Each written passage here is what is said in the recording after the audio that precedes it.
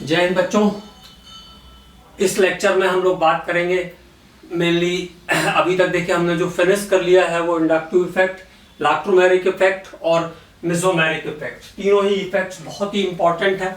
इस लेक्चर में हम लोग बात करेंगे थोड़ा सा रेजोनेंस के बारे में अलग से, और इसके बाद सिग्मा बॉन्ड रेजोनेंस और सिग्मा बॉन्ड रेजोनेंस के साथ साथ फिर स्टेरिक इफेक्ट और ऑर्थो इफेक्ट के बारे में बात करेंगे, ताकि हम लोग अच्छे से एसिडिक और बेसिक नेचर का एक्सप्लेनेशन कर पाए।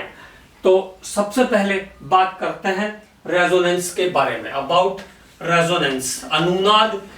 पहले तो हम लोगों ने मेसोमैग्नेटिक इफेक्ट में सब कुछ देख ही लिया है। सिग्मा बॉन्ड पाई बॉन्ड का जो इलेक्ट्रॉन है वो पाई बॉन्ड के साथ कॉन्जुगेट करता है। पाई बॉन्ड का इलेक्ट्रॉन पाई बॉन्ड के साथ कॉन्जुगेट करता है, पॉजिटिव चार्ज के साथ कॉन्जुगेट करता है, नेगेटिव चार्ज के साथ कॉन्जुगेट करता है। उसके साथ साथ नेगेटिव चार्ज के साथ साथ फिर वो लोन पेयर इलेक्ट्रॉन और सिंगल इलेक्ट्रॉन के साथ भी कॉन्जुगेट करता है। तो ये सारा फिनोमेना मेसोमैग्नेटिक इफेक्ट से ही रिलेटेड है। अब थोड़ा सा इसको और इसके बारे में हम बात करना चाहते हैं। तो जैसे मान लो कोई ऐसा मॉलिक्यूल है या कंपाउंड है जिसकी सभी प्रॉपर्टी को हम उसके सिंगल स्ट्रक्चर से एक्सप्लेन नहीं कर सकते हैं, बल्कि उसको एक्सप्लेन करने के लिए हमें उसके डिफरेंट नंबर ऑफ स्ट्रक्चर्स की जरूरत पड़ती है। तो इसको हम कहते हैं रेजोनेंस। इसमें जो उसका मोस्ट स्टेबल स्ट्रक्चर होता है, उसकी जो सबसे स्थायी अनुनादी संरचना होती है, उसको हम कहते हैं कैनोनिक, उसको हम कहते हैं रेजोनेंस हाइब्रिड। और जो चेंज होने वाले स्ट्रक्चर्स होते हैं, मतलब जो फॉल्स स्ट्रक्चर है या जो उसके ट्रू स्ट्रक्चर नहीं है, जिसमें लेकिन वो बीच बीच में परिवर्तित होता रहता है, उनको हम कहते हैं कैनोनिकल स्ट्रक्चर। तो चलिए बात करते हैं। When all the property of a molecule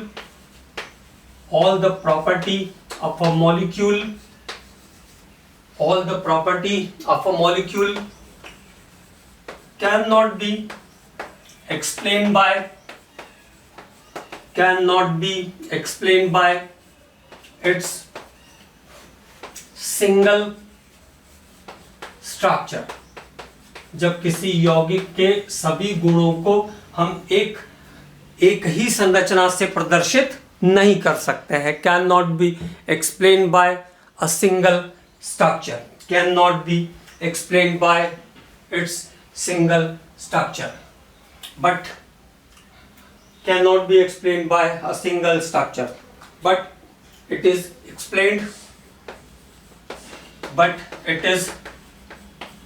explained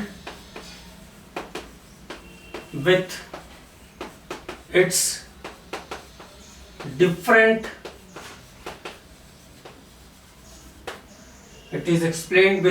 different number of structures,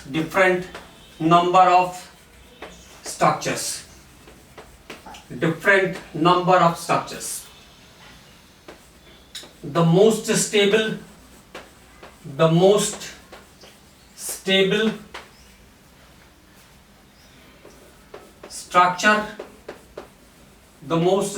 structure of the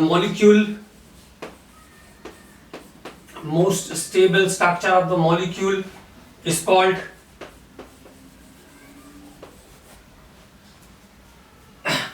resonance hybrid.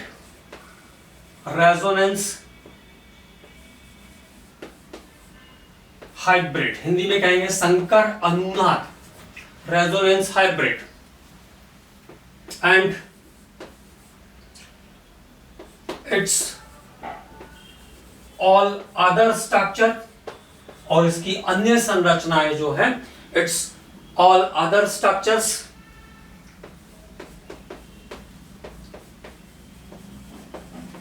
are known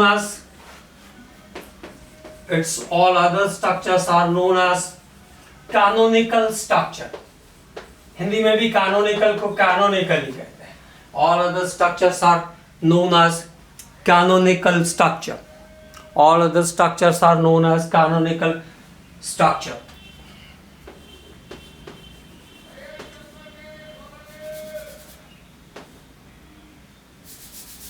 All other structures are known as canonical structure. This phenomenon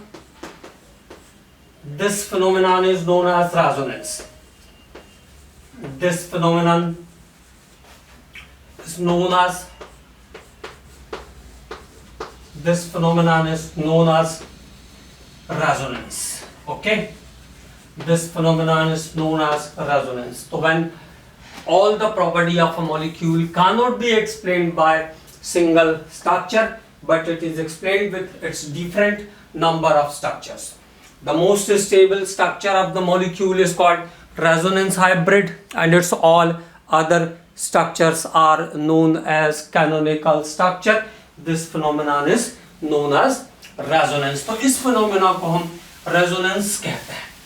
okay, अब ये नाम से मैंने इसको आपको डिफाइन कर दिया. कभी डेफिनेशन पूछेंगे तो काम आ जाएगा ये. बाकी तो हो ही गया है सब कुछ, है ना.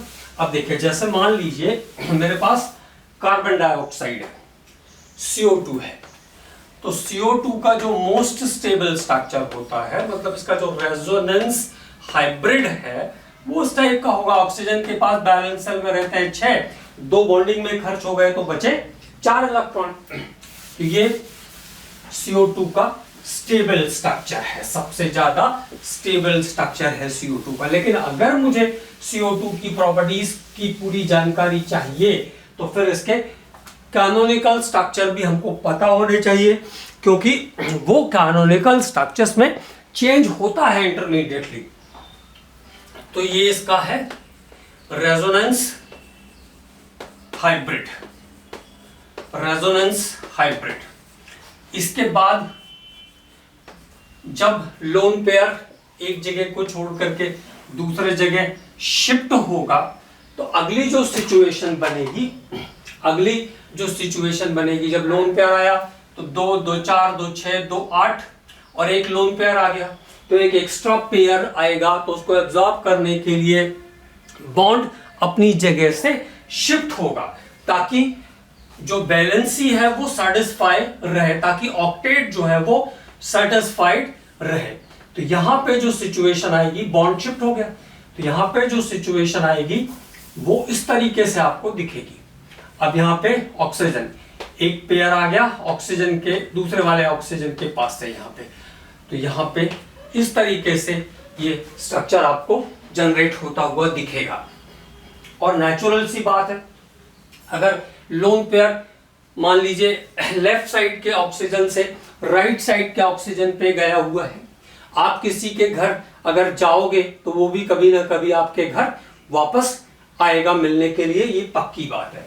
तो अगला जो स्ट्रक्चर मिल सकता है वो कैसा मिलेगा, अगर लोन पेयर मान लीजिए यहां आए उस ऑक्सीजन से नेचुरली, तो ये ऐसा हो जाएगा, ये ऐसा और ये ऐसा.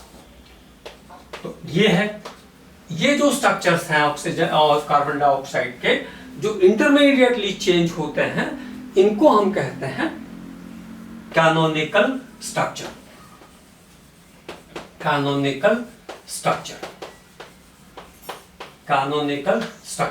और कैनोनिकल स्ट्रक्चर चूंकि अनस्टेबल स्ट्रक्चर्स हैं, तो और मैंने आपको बताया कि ये ट्रू नहीं होते हैं, नॉन ट्रू स्ट्रक्चर्स हैं, तो नेचुरली जो अनस्टेबल होगा उसकी एनर्जी ज्यादा होगी. तो रेजोनेंस की जो एनर्जी होती है वो कैसे निकलेगी, energy of the canonical structure minus energy of the resonance hybrid. Energy of the canonical structure minus energy of the resonance hybrid, इस तरीके से निकाली जाती है रेजोनेंस की एनर्जी. और जितनी ज्यादा एनर्जी निकलेगी उतना ही स्टेबल मॉलिक्यूल होगा. जितनी ज्यादा एनर्जी बाहर निकलेगी उतना ही स्टेबल मॉलिक्यूल होगा. ये कुछ इंपॉर्टेंट बात है रेजोनेंस से डायरेक्टली रिलेटेड. अब उसके बाद हम बात करेंगे अबाउट सिग्मा बॉन्ड रेजोनेंस से related. Sigma bond resonance, sigma बंध अनुनाद, और क्या क्या कहते हैं इसको, also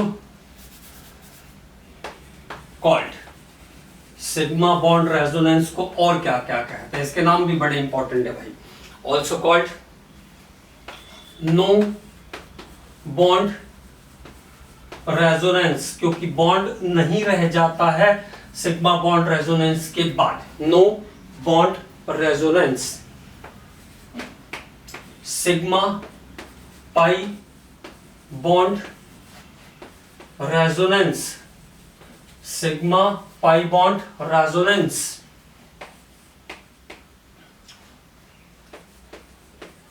hyper conjugation, hyperconjugation, अति संयुग्मन प्रभाव। जहां रेजोनेंस को कॉन्जुगेशन बोलते हैं, संयुग्मन बोलते हैं, यहां पे इसको बोलते हैं अति संयुग्मन, हाइपर कॉन्जुगेशन, अति संयुग्मन प्रभाव। और साथ में इसको बेकर नाथन्स इफेक्ट भी बोलते हैं, बेकर नाथन्स इफेक्ट। तो ये सब किसके नाम हैं? ये सब नाम हैं सिग्मा बॉन्ड रेजोनेंस के। No bond resonance, sigma pi bond resonance और हाइपर कॉन्जुगेशन। ये टर्म जो है मुलिकेन ने दिया था, इसको ये ध्यान रखना है ना। मुलिकेन ने हाइपर कॉन्जुगेशन टर्म दिया था, क्वेश्चन आ चुका है इसलिए बताया मैंने। मुलिकेन ने ये टर्म दिया था हाइपर कॉन्जुगेशन और बेकर नाथन्स इफेक्ट, इतने इसके अलग अलग नाम हैं। तो सिग्मा बॉन्ड रेजोनेंस अब बेसिकली होता क्या है, तो एक लाइन ध्यान रखना, सिग्मा पाई बॉन्ड रेजोनेंस भी कहते हैं, तो आपको कभी भूलेगा नहीं। मतलब सिग्मा के साथ साथ मॉलिक्यूल में पाई बॉन्ड का होना भी जरूरी है। मतलब कुछ ना कुछ वीक पॉइंट होगा तभी वहां पे रेजोनेंस होगा, ये ध्यान रखना है। कुछ ना कुछ वीक पॉइंट होगा तभी वहां पे रेजोनेंस होगा। तो देखो पहले हम बात करते हैं, अगर कोई हमारे पास कंपाउंड है या मॉलिक्यूल है जिसमें सबके सब सिग्मा बॉन्ड बने हैं, when all the sigma bonds are present, all the sigma bonds are present in a molecule, in a molecule। अगर किसी मॉलिक्यूल में सबके सब सिग्मा बॉन्ड प्रेजेंट हैं, all the sigma bonds are present in a molecule, there is no possibility of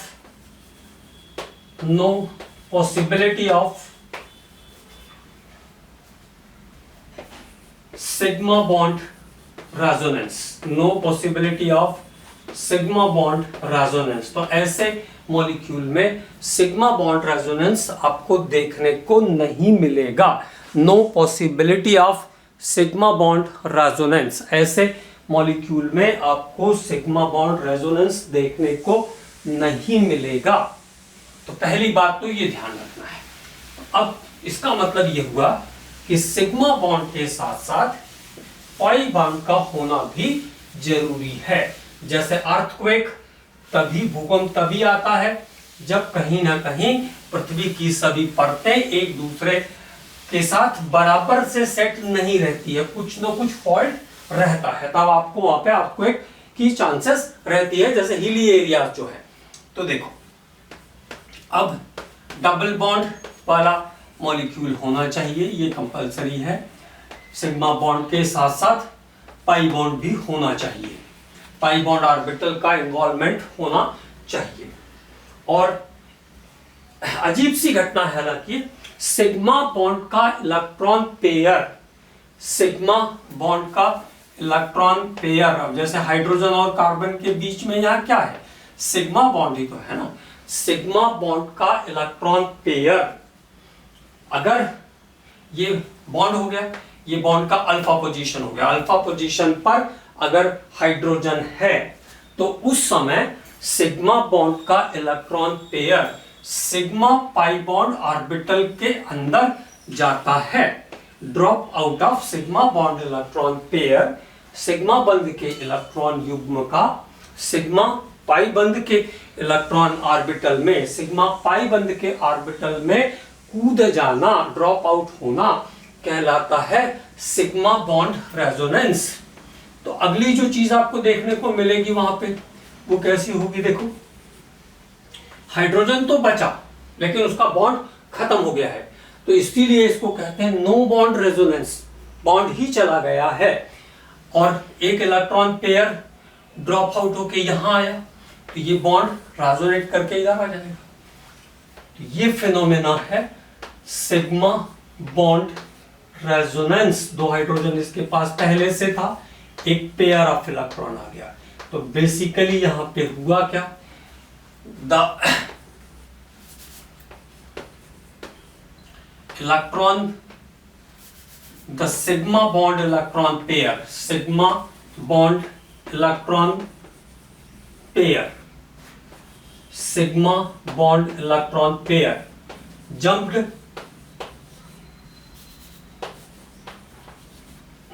into the sigma pi bond orbital, sigma pi bond orbital. यहां पे sigma bond भी है और पाई बॉन्ड भी है। तो sigma bond के इलेक्ट्रॉन पेयर का सिग्मा पाई बॉन्ड ऑर्बिटल में ड्रॉप आउट होना, चले जाना, जंप कर जाना कहलाता है सिग्मा बॉन्ड रेजोनेंस। इस the sigma bond electron pair is jumped into the sigma pi bond orbital is called sigma bond resonance, sigma bond resonance। तो इस फिनोमेना को हम कहते हैं सिग्मा बॉन्ड रेजोनेंस। ये क्लियर हो गई। इसी को हम बेकर-नाथन इफेक्ट भी कहते हैं, इसी को हम हाइपर कॉन्जुगेशन भी कहते हैं। तो ये सब बातें इसमें की रिलेटेड आपको ध्यान रखना है। और क्या क्या कंडीशंस हैं जो सिग्मा बॉन्ड रेजोनेंस होने के लिए चाहिए। तो एक बात तो कंपलसरी आ गया कि जो भी डबल बॉन्ड वाला कार्बन है उसके पड़ोसी कार्बन के पास हाइड्रोजन होनी चाहिए। Free hydrogen, at least one alpha hydrogen is there, at least one alpha hydrogen is there।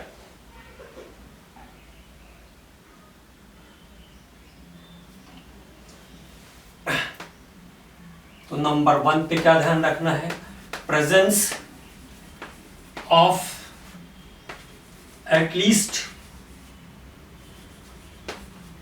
one alpha hydrogen, presence of at least one alpha hydrogen just adjacent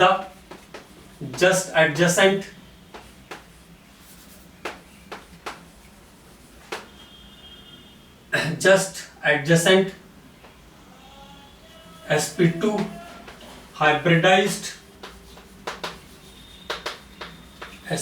hybridized carbon atom. तो जो sp2 hybridised carbon atom था उसके पड़ोस में जो carbon होगा उसको हम अल्फा कार्बन कहेंगे, और उस अल्फा कार्बन पर एक हाइड्रोजन का प्रेजेंस होना ही चाहिए। एक कंपलसरी कंडीशन होगी, ठीक है।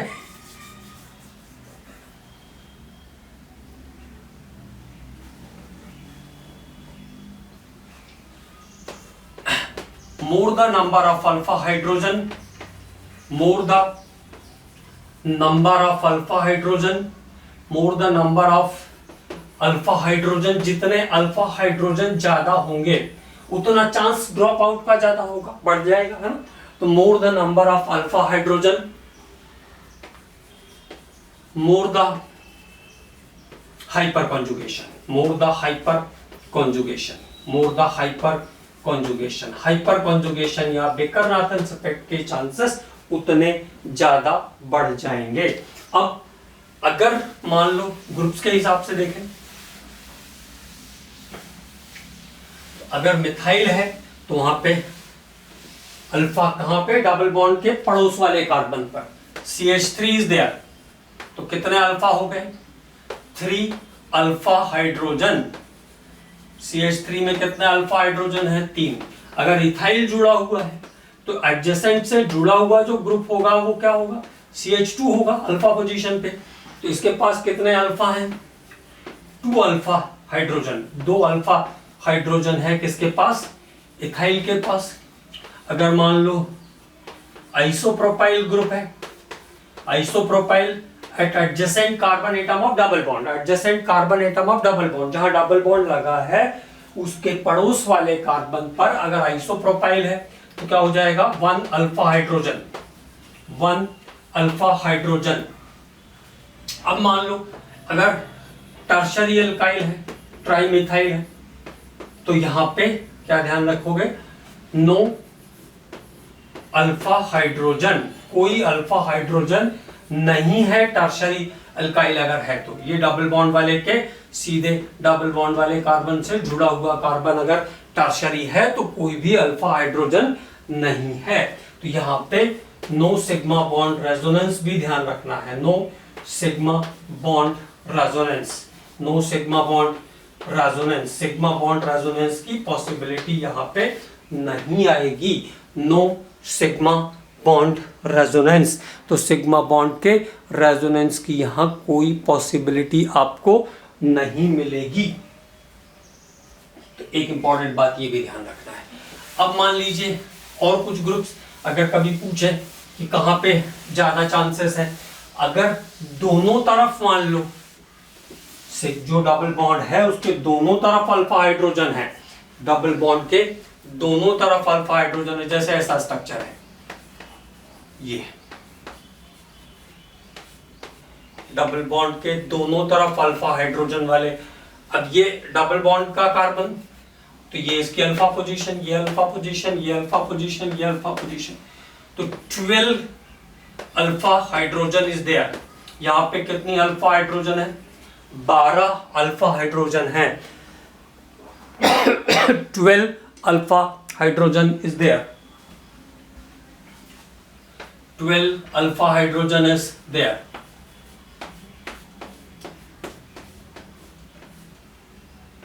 अब जो पड़ोस वाला कार्बन है उस पे जुड़े हुए हाइड्रोजन, पड़ोस वाला कार्बन है उस पे जुड़े हुए हाइड्रोजन, तो पड़ोस वाला मतलब ये डबल बॉन्ड के डबल बॉन्ड, इसका पड़ोसी कार्बन ये, तो 3 3 6 3 9 अल्फा हाइड्रोजन है यहाँ पे, है ना? 9 alpha hydrogen is there, 9 alpha hydrogen is there.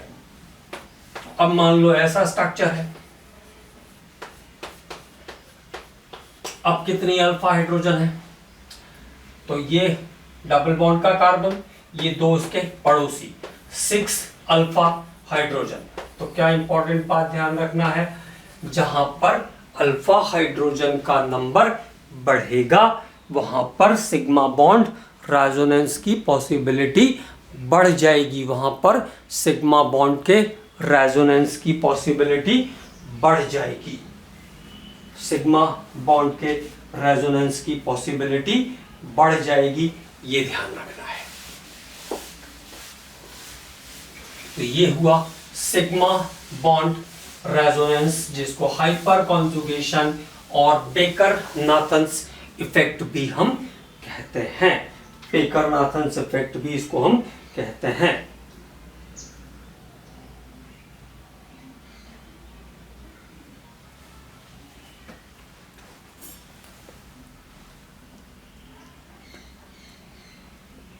तो अब बात करते हैं हम लोग स्टेरिक इफेक्ट के बारे में।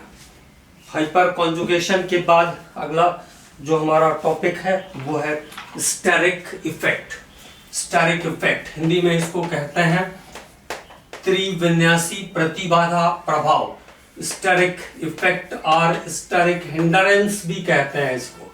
स्टेरिक इफेक्ट किसके कारण जनरेट करता है? जब इलेक्ट्रॉन क्राउडिंग ग्रुप्स प्रेजेंट होते हैं, when electron crowding groups are present same side in a system, when electron crowding मतलब इलेक्ट्रॉनों की अधिकता वाले, when electron crowding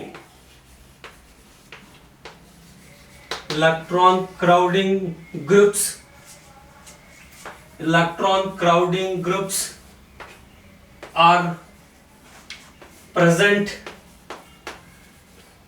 same site. Electron crowding group present same side. इलेक्ट्रॉनों की अधिकता वाले समूह जब एक ही ओर उपस्थित होते हैं. When electron crowding groups are present same side, electron crowding groups are present same sides, then increases the repulsive force. Increases the repulsive force. तो ये प्रतिकर्षण बल को बढ़ा देते हैं. Then increases the repulsive force. It is known as steric effect. इसको कहते हैं steric effect. सिंपल सी बात ध्यान रखना है, इलेक्ट्रॉन की अधिकता वाले समूह जब उपस्थित होंगे और अगर वो एक ही ओर हैं तो क्या करेंगे, इलेक्ट्रॉनों के प्रतिकर्षण को बढ़ा देंगे. आपस में जो प्रतिकर्षण है उसको बढ़ा देंगे और इस इफेक्ट को हम कहते हैं steric effect. तो when electron crowding groups present same side increases the repulsive forces, प्रतिकर्षण बलों को बढ़ा देते हैं, इसे हम कहते हैं steric effect. अब देखो इसका कहां पर आपको ये कहां पे देखने को मिलेगा, किन किन कंपाउंड्स में ये क्या क्या चेंजेस लाएगा, अब उसकी बात करते हैं. तो अगली बात जो हम लोग करेंगे वो है स्टेरिक इफेक्ट का इफेक्ट देखेंगे कि वो कहां पे क्या क्या चेंजेस लाएगा. तो जैसे मान लो सिस 2 ब्यूटीन का स्ट्रक्चर है, सिस 2 ब्यूटीन जिसमें दोनों मिथाइल सेम साइड है, दोनों हाइड्रोजन सेम साइड है. सिस 2 ब्यूटीन जिसमें दोनों हाइड्रोजन सेम साइड है और दोनों मिथाइल सेम साइड है. तो मिथाइल इलेक्ट्रॉन क्राउडिंग ग्रुप है, ये इलेक्ट्रॉन क्राउड वाला ग्रुप है और दोनों सेम साइड है सिस 2 ब्यूटीन में. सिस 2 ब्यूटीन अगर इसका दूसरा स्ट्रक्चर मैं आपको ड्रॉ करूं तो ज्यादा क्लियरिटी आ जाएगी. अगर हम कहते हैं ट्रांस 2 ब्यूटीन, तो ट्रांस 2 ब्यूटीन में दोनों इलेक्ट्रॉन क्राउड वाले जो ग्रुप हैं, इलेक्ट्रॉनों की अधिकता वाले जो समूह हैं वो 180 डिग्री पर है ट्रांस 2 ब्यूटीन, और 180 डिग्री पर रिपल्सिव फोर्स काम नहीं करता है. तो यहाँ पे दोनों मिथाइल कहां पे है, 90 डिग्री पे. यहाँ पे दोनों मिथाइल इलेक्ट्रॉन क्राउडिंग ग्रुप कहां पे है, 180 डिग्री पर है. ठीक है, तो दोनों मिथाइल ग्रुप या electron crowding group same side है. तो due to high repulsive force, high repulsive force of alkyl group, due to high repulsive force of alkyl group, alkyl समूहों के उच्च प्रतिकर्षण के कारण, due to high repulsive force of alkyl group, the melting point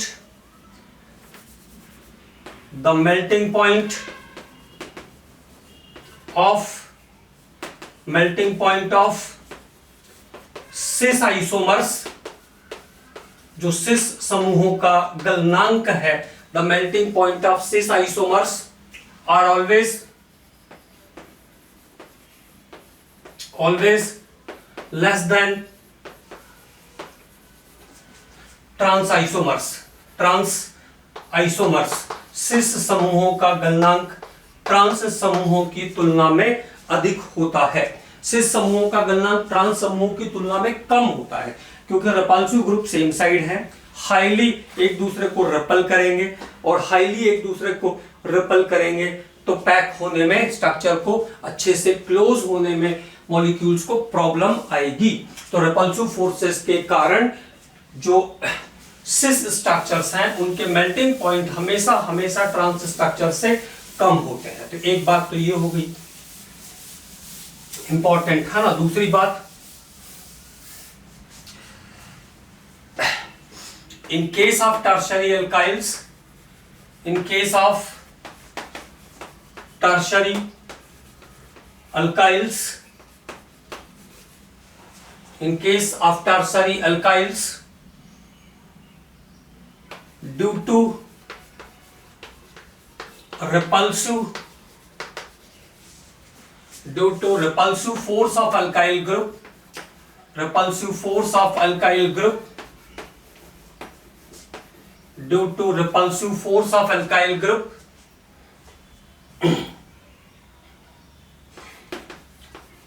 tertiary carbocations,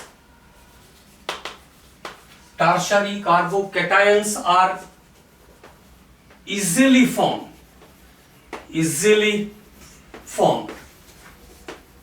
and highly stable, आसानी से बनते भी हैं और इनकी स्टेबिलिटी भी हायर होती है। देखो जैसे मान लो कोई टर्शियरी एल्काइल हैलाइड है, if there is an example of tertiary alkyl halide, तो तीन एल्काइल ग्रुप है, तीनों प्लस आई इफेक्ट लगा रहे हैं, मतलब तीनों के अंदर इलेक्ट्रॉन देने की पावर है और सबके सब मिलकर के इलेक्ट्रॉन क्राउडिंग को बढ़ाएंगे, क्लोरीन को बाहर जाने के लिए इलेक्ट्रॉन चाहिए, तो आसानी से क्या होगा, टर्शियरी एल्काइल कार्बोकैटायन बन जाएगा, कार्बोकैटायन बन जाएगा, वहां तक ठीक है। अब कार्बोकैटायन पे प्लस चार्ज आ गया और ये सबके सब उसको इलेक्ट्रॉन डोनेट करने वाले ग्रुप हैं, सबके सब उसको इलेक्ट्रॉन डोनेट करने वाले ग्रुप हैं, तो ये उसकी स्टेबिलिटी को भी बढ़ाएंगे। प्लस को क्या चाहिए, इलेक्ट्रॉन चाहिए और इलेक्ट्रॉन देने वाले ग्रुप उसके साथ प्रेजेंट है, तो टर्शियरी अल्काइल ग्रुप या टर्शियरी कार्बोकैटायन का स्टेबिलिटी ऑर्डर भी इसीलिए बाकी कार्बोकैटायंस के कंपैरिजन में हाई होता है। तो ये स्टेरिक इफेक्ट है। अब कुछ बातें और भी करेंगे हम लोग इससे related.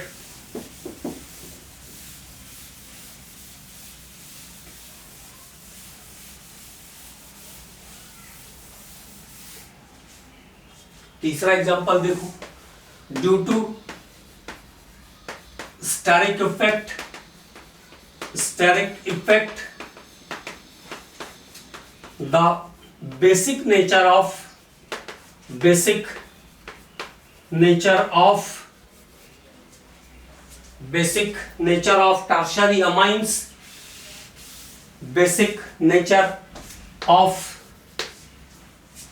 Tertiary amines, basic nature of tertiary amines are less than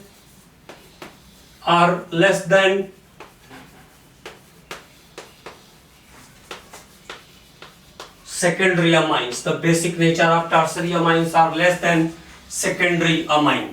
तृतीयक अमीनों की क्षारकता जो होती है वो द्वितीयक अमीन की तुलना में कम होती है। टर्शियरी अमाइंस का बेसिसिटी जो है वो सेकेंडरी अमाइन से कम होता है। बेस क्या होते हैं, जो इलेक्ट्रॉन पेयर या लोन पेयर इलेक्ट्रॉन डोनेट करते हैं।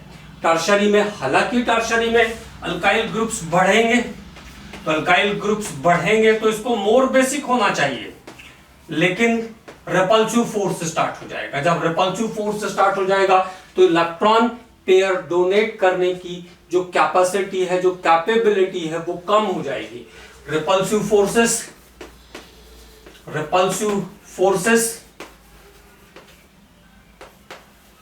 decreases the electron donating power,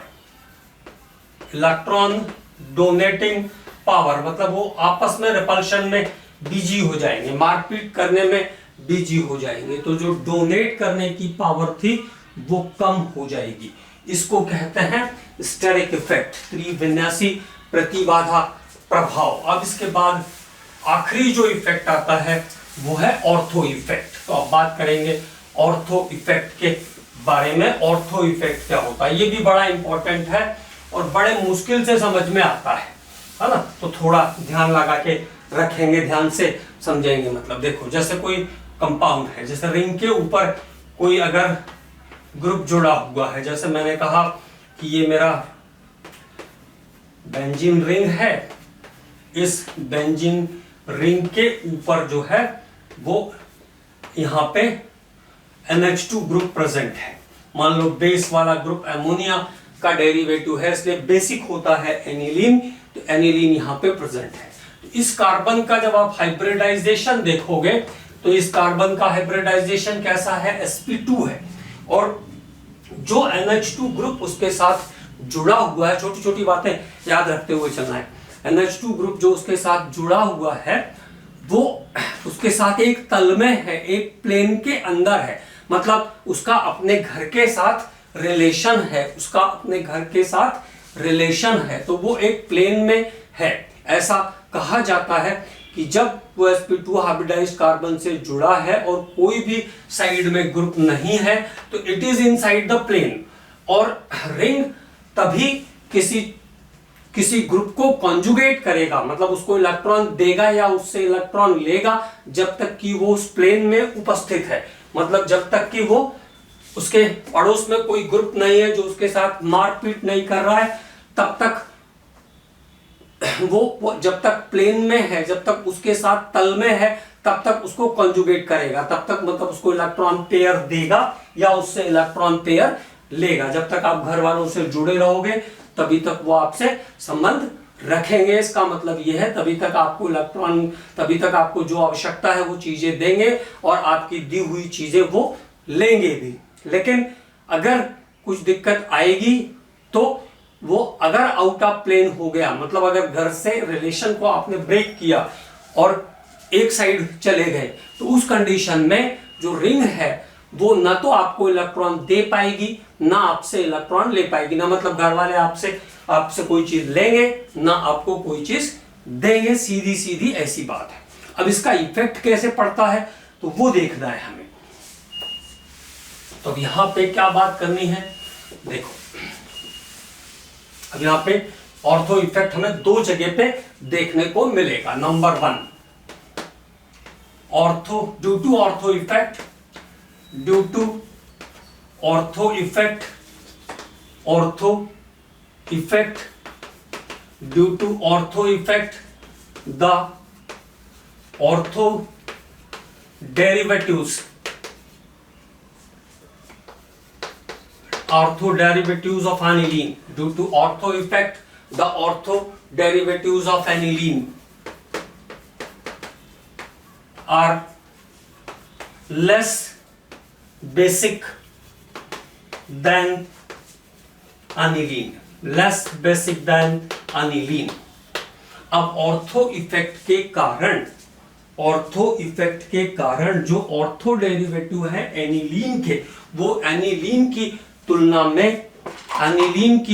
में लेस बेसिक होते हैं, एनिलीन की तुलना में लेस बेसिक होते हैं।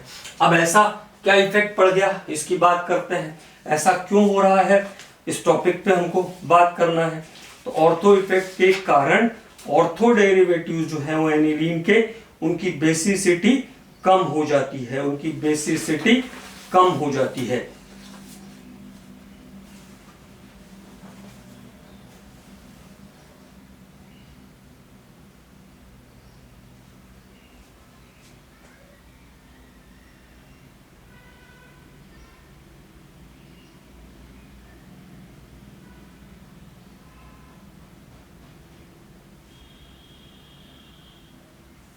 ऑर्थो इफेक्ट के कारण जो ऑर्थो डेरिवेटिव है एनिलीन के, उनकी जो बेसिसिटी है वो कम हो जाती है, ऑर्थो डेरिवेटिव्स का बेसिसिटी कम हो जाता है।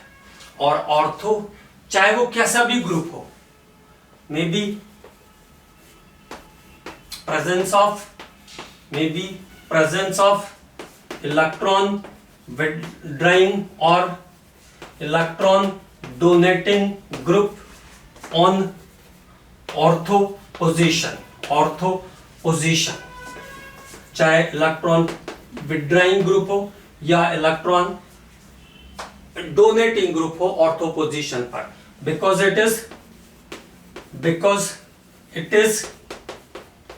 इट इज इलेक्ट्रॉन क्राउडिंग, क्योंकि इलेक्ट्रॉन तो सबके पास, तो इलेक्ट्रॉन क्राउडिंग तो है ही, चाहे विड्राइंग हो चाहे डोनेटिंग हो, because it is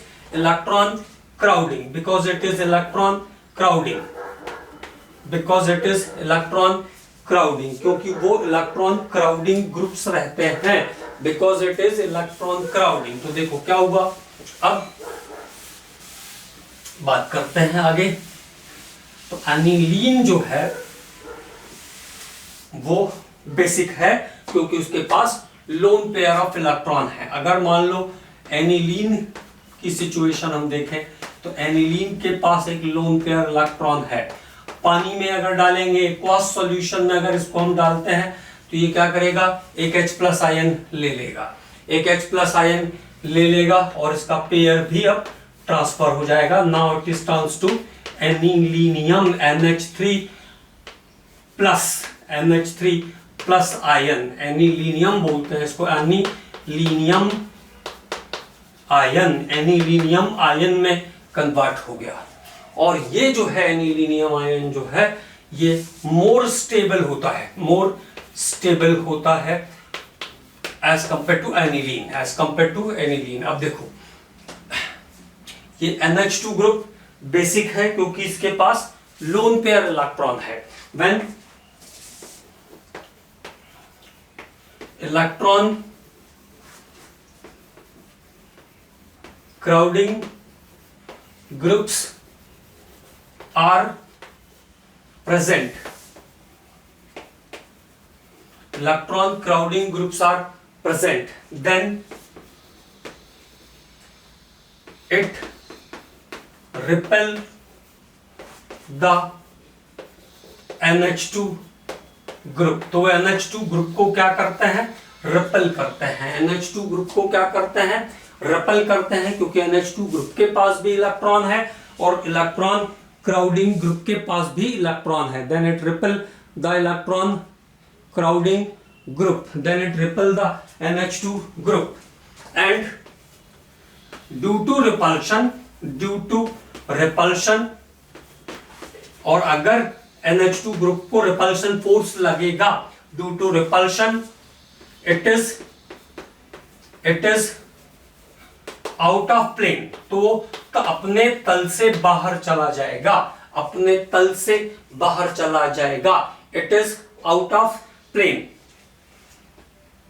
now it cannot be resonate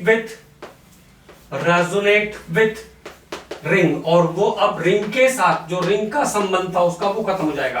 can not resonate with ring, hence it is less basic, इसलिए ऑर्थो समूहों की क्षारकता कम हो जाएगी, लेस बेसिक। अब देखो क्या हुआ, अगर इलेक्ट्रॉन क्राउडिंग ग्रुप प्रेजेंट है तो क्या करेगा, वो एनिलीन के NH2 ग्रुप को रिपेल करेगा, तो रिपल्शन के कारण NH2 group out of plane चला जाएगा, मतलब अपने तल से थोड़ा बाहर चला जाएगा। और जैसे ही वो बाहर जाएगा तो रिंग उसके साथ रेजोनेट नहीं कर सकती है, रिंग उसके साथ रेजोनेट नहीं कर पाएगी। और जब रिंग रेजोनेट नहीं करेगी, मतलब रिंग उसको इलेक्ट्रॉन नहीं देगी, तो उस पर इलेक्ट्रॉन डेंसिटी कम होगी और बेसिक होने के लिए इलेक्ट्रॉन की जरूरत पड़ती है। अब अगर हम बात करें थोड़ा सा, तो देखो NH2 ग्रुप, यहां पे कुछ भी आया, may be electron donating group और इलेक्ट्रॉन विड्राइंग ग्रुप, तो ये क्या काम करेगा, ये इस NH2 ग्रुप को, जो अपने घर के साथ आराम से रिलेशन बना के रह रहा था, उसको रिपेल करके आउट ऑफ प्लेन कर देगा। दिस इज, ये प्लेन में था और ये कैसा हो गया, आउट ऑफ प्लेन हो गया। अब यहाँ पे अगर कोई ग्रुप प्रेजेंट था, उसने उसको क्या किया, चाहे CH3 था और NO2 है, कोई भी ग्रुप, और Cl2 है, एनीथिंग इज देयर, तो वो क्या करेगा, उसको आउट ऑफ प्लेन कर देगा। आउट ऑफ प्लेन कर देगा तो रिंग रेजोनेट नहीं कर पाएगी NH2 के साथ, तो इलेक्ट्रॉन डेंसिटी इससे कम होगी। इस कारण ऑर्थो डेरिवेटिव जो होते हैं एनिलीन के, उनका बेसिसिटी कम हो जाता है। अब इसका ऑपोजिट एक और इफेक्ट, एक और यहाँ पे चीज देखने को आपको मिलेगी, उसकी भी बात कर लेते हैं।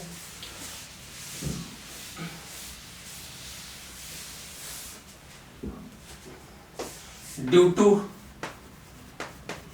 Ortho effect the acidic nature of benzoic acid, acidic nature of benzoic acid increases. Acidic nature of benzoic acid increases. It means what? It means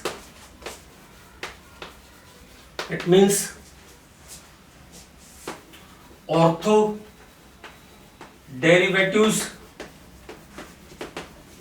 of benzoic acid, ortho derivative of benzoic acid are more acidic than benzoic acid. Ortho derivatives of benzoic acid are more acidic than benzoic acid. Ortho derivatives जो है benzoic acid के, वो benzoic acid की तुलना में अधिक प्रबल अम्लीय होते हैं, अब देखते हैं कैसे। यहां पे बेंजोइक एसिड की हम बात कर रहे हैं, तो benzoic acid C6H5COH is the benzoic acid, COOH is the benzoic acid. जब आप इसको वाटर के अंदर डालोगे, एक्वस सॉल्यूशन में आप इसको रखोगे, तो वाटर के अंदर जब डालोगे तो क्या करेगा, अपना H+ वाटर को दे देगा and now it develop structure. अभी ये प्लेन में है तो यहां से COO नेगेटिव बना के रखेगा, और ये नेगेटिव उसका स्टेबल है क्योंकि ऑक्टेट इसका कंप्लीट है। 2 पेयर ऑफ इलेक्ट्रॉन ऑक्सीजन के पास भी है, 2 पेयर ऑफ इलेक्ट्रॉन ऑक्सीजन के पास भी है, ऊपर वाले ऑक्सीजन के पास, तो आसानी से ये अपना पेयर इसको देके इसका बॉन्ड ले सकता है। मतलब इसको हम कहते हैं कार्बोक्सिलेट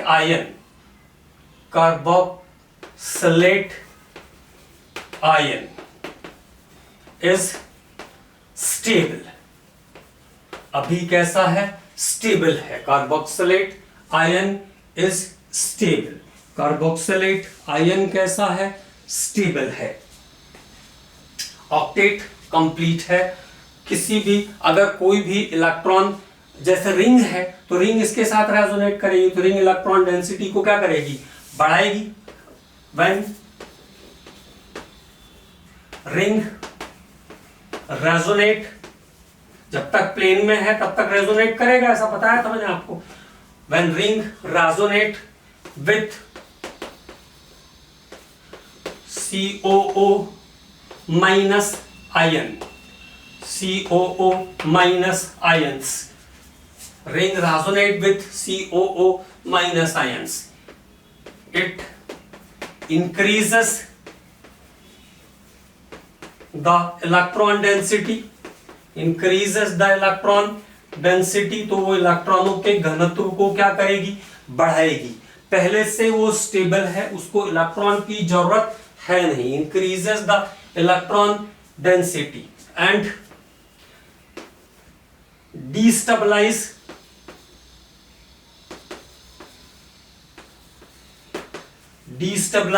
द रिंग, जिससे इलेक्ट्रॉन क्या होगा, जिससे जो कार्बोक्सिलेट आयन है वो क्या हो जाएंगे, डिस्टेबलाइज हो जाएंगे। Increases the electron density and destabilise the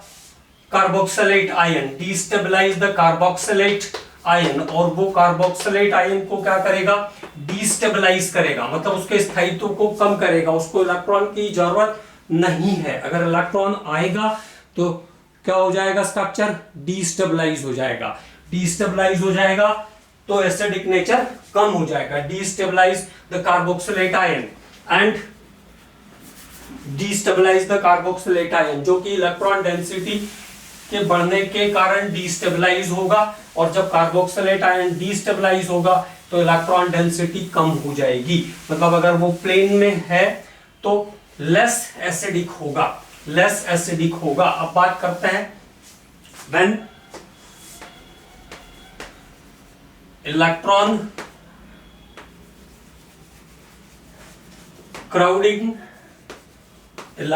crowding groups are present on ortho position और जब ऑर्थो पोजीशन पर इलेक्ट्रॉन क्राउडिंग ग्रुप प्रेजेंट होंगे, electron crowding groups are present on ortho position, then due to high repulsion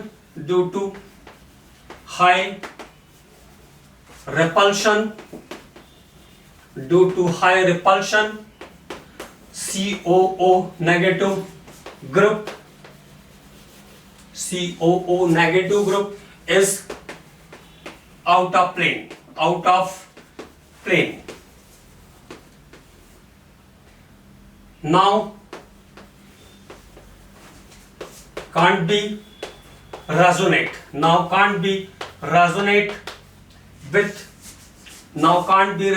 with ring. अब ring उसके साथ resonate नहीं कर पाएगी, तो इलेक्ट्रॉन क्राउडिंग ग्रुप अगर ऑर्थो पोजीशन पर है तो रिंग उसके साथ रेजोनेट नहीं कर पाएगी. Now can't be resonate with ring.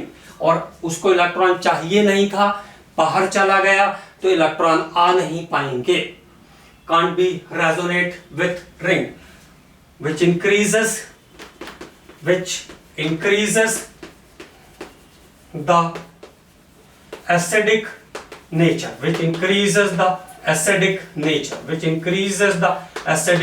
जिसके कारण जो ऑर्थो डेरिवेटिव है बेंजोइक एसिड के, उनका एसिडिक नेचर बढ़ जाएगा. ऑर्थो डेरिवेटिव्स का एसिडिक नेचर बढ़ जाएगा. तो अगले लेक्चर में हम लोग बात करेंगे एसिडिक और बेसिक नेचर के कंपैरिजन के बारे में.